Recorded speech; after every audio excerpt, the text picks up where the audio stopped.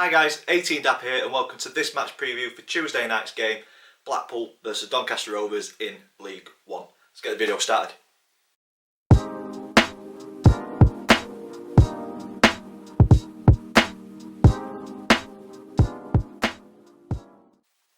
Hi guys, welcome to this match preview, Blackpool versus Doncaster Rovers at Bloomfield Road this Tuesday night in League 1. If you're an existing subscriber, welcome back, thank you for returning to the channel. If this video has brought you here, welcome, please click that subscribe button so you don't miss any future content. And if you are new, this is the format that we go through match previews. We'll look at the previous meetings between the two clubs, current form across all competitions. Player focus, I choose a Doncaster Rovers player just to say a few words on. We'll look at the opponent, in this case Blackpool, a brief history, look at some recent honours, and then I give my opinion on the player to watch for you guys. And then me and the family have got a predictions league, which there is a little bit of movement on from Saturday's game, so stay tuned until the end of the video to see that update. And then to finish off, I give my score prediction for the upcoming game. So without further ado, we go into previous meetings.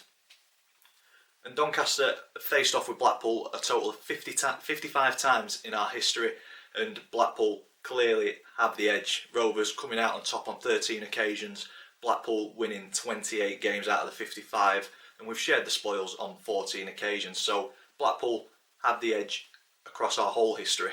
But looking back at the last 5 encounters, it's about as even as you're going to get. So back in 2018 in the League Cup at the Keepmoat Stadium, Blackpool came out of that 2-1 winners through to the next round.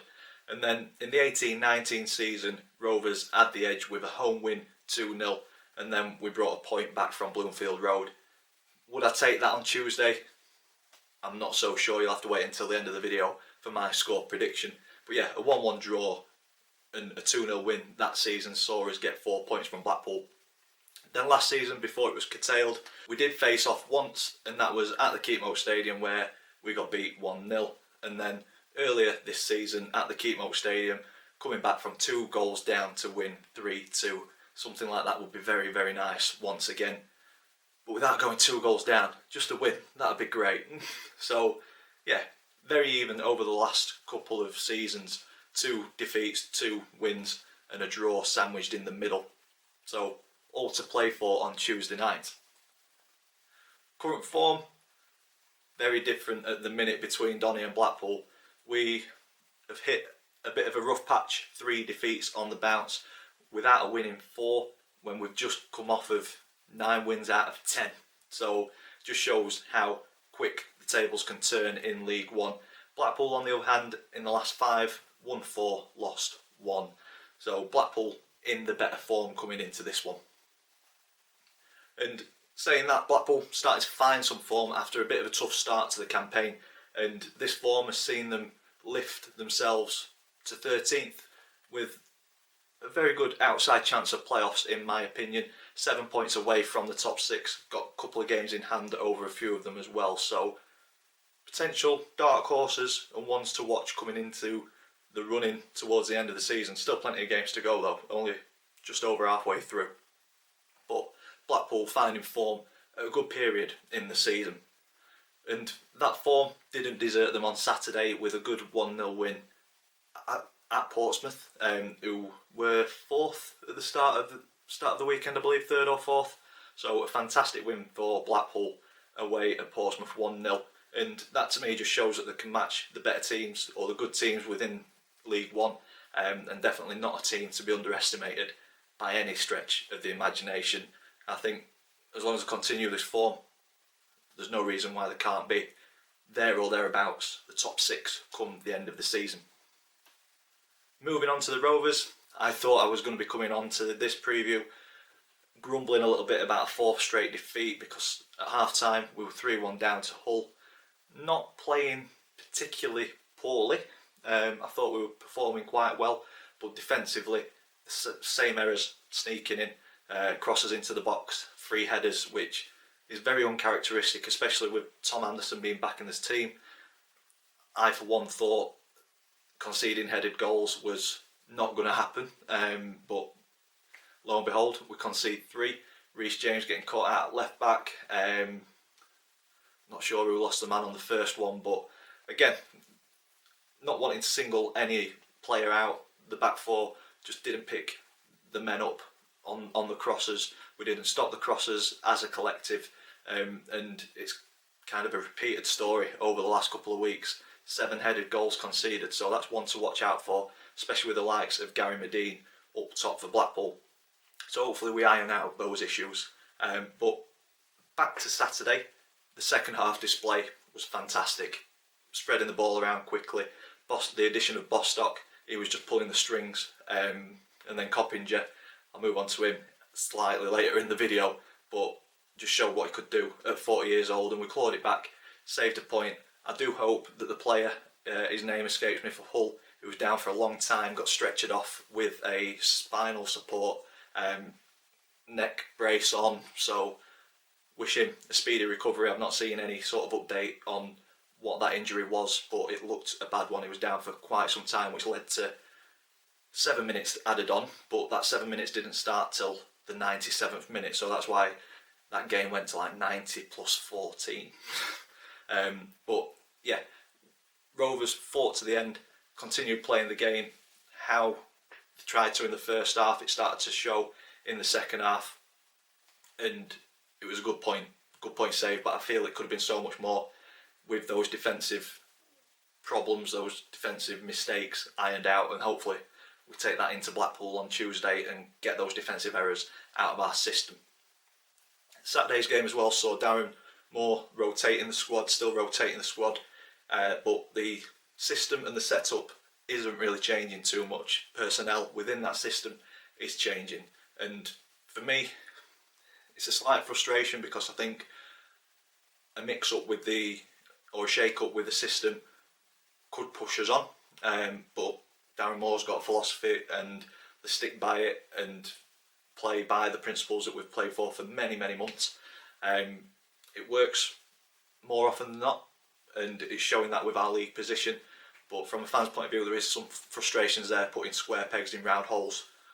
But horses for courses, as we've said earlier on in previous videos, and it's, for me, it's working in a roundabout way, but hopefully we'll see the benefit later on in the season when the rested players are much fitter than potentially teams in and around us who have used a settled squad throughout this compact period of the season. So maybe teams in and around us will burn out and we'll have a little bit more left in the tank, but we'll only find that out later on in the season. But yeah, still rotating the squad, so I expect very much of the same against Blackpool. And for now, the mini blip has stopped.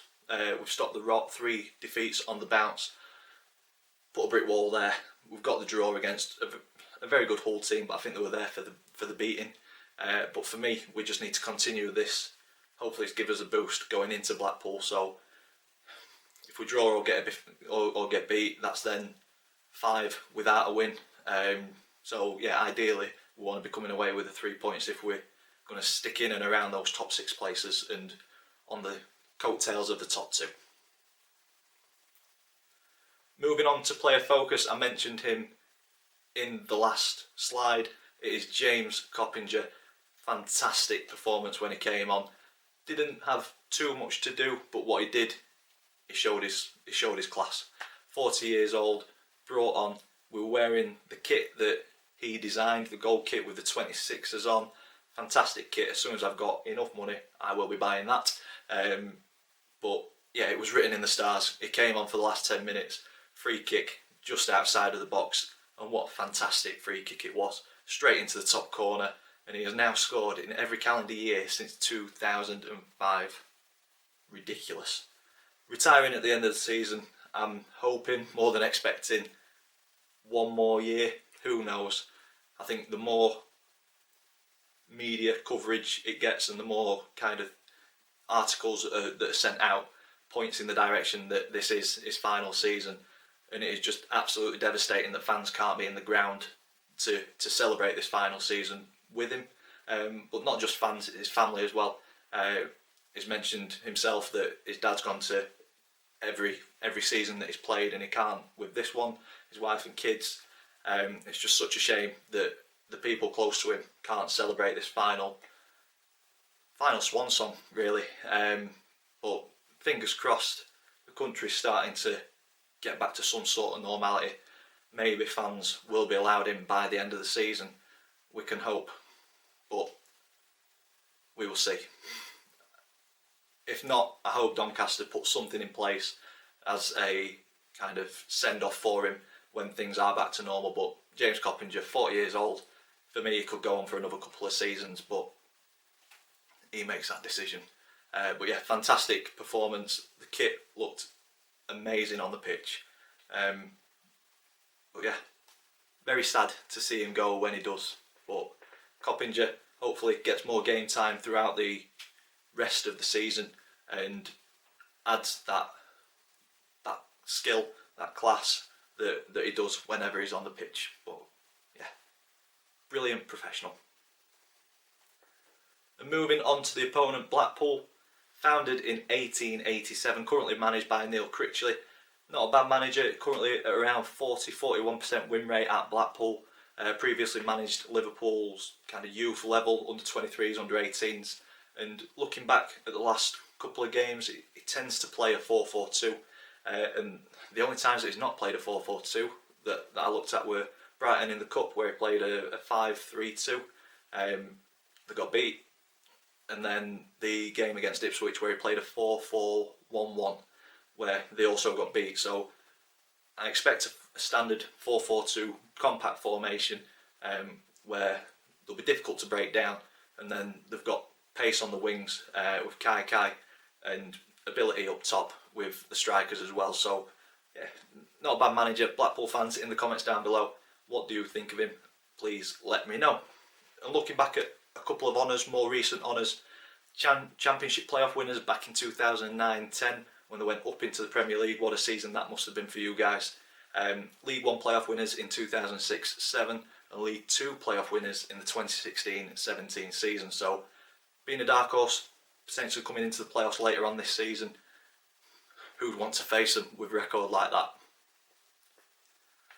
And moving on to the one to watch for Blackpool, in my opinion, I'm going with the top scorer, Jerry Yates. Scored the winner against Portsmouth at the weekend, and a fantastic striker. I mentioned the pace that they've got on the attack. Jerry Yates is part of that. I believe he's 10 goals this season, maybe 11. I may be mistaken. In the comments down below, please correct me if I am wrong. But he's also popped up with a few assists as well. So whoever's our centre-back pairing, they've got the hands full with him, and potentially Gary Medine if he's knocking around as well for the aerial battle. But yeah, I think if we keep Jerry quiet in front of goal and try and stop that service into him from Kai, we should come away with a positive result, in my opinion. But yeah, for me, Jerry Yates is the one to watch for Blackpool on Tuesday night. Moving on to the Predictions League table. So if you are new to this, me and the family predict the scoreline for all league games this season. If we get the scoreline spot on, we get 3 points. If we get the outcome right but not the scoreline, we get 1 point. If we get it completely wrong, we get no points. Confidence wasn't too high in our household or in our family. I went with a 3-0 defeat. Thought we were going to get battered by Hull. Glad I was wrong. Chris thought we were going to bounce back and he went with a 3-1. Max went with a 2-1 defeat. I think that's his first predicted defeat this season. But my dad, he gets a point because he went with a 2-2 draw. So that pulls him up onto the same points as Max. So joint first, Max and my dad on 18 points. Down to third, but effectively in second, is Chris on 17.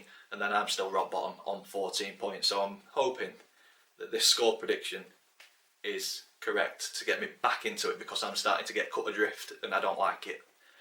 So on to the score prediction. I think it's going to be a very tight game, as it was at the Keepmoat Stadium. I think we've got to be on it defensively, and over recent games we have not been on it defensively. So I'm hoping Darren Moore is ironing those out over the next couple of days in training, and we're much more solid and compact and dealing with these crosses and aerial balls. If not, we could be in a bit of bother. But going forward, in the midfield that we've got at the minute, I'm very, very optimistic about our season going forward. And with getting that draw at the death against Hull on Saturday. I think that'll just give us the confidence boost we need after those 3 defeats. And I'm going for a 2-1 away win. Hope I'm right.